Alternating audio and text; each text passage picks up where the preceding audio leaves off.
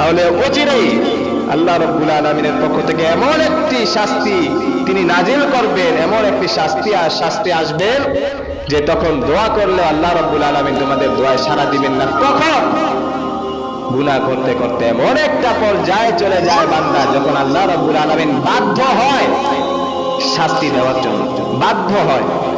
এমনি শাস্তি দেন না, গুনাহের কাজ করতে করতে করতে করতে লিমিট ক্রস যখন করে ফেলে, তখন আল্লাহ রাব্বুল আলামিন সহ্য করতে পারেন না, তখন শাস্তি দেন। তখন দোয়া করলে সহজে কবুল হবে না।